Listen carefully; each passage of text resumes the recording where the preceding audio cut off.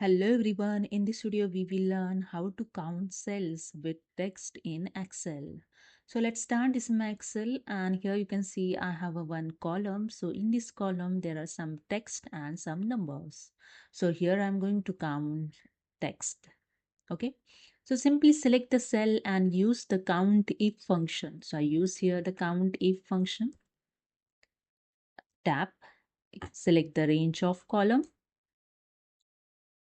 Then enter the criteria, use the comma, in double quote, use the asterisk sign, use the double quote and bracket close and press the enter, and that's it. You can see there are four text in this column. You can see if I change here the number, suppose I enter here the 8.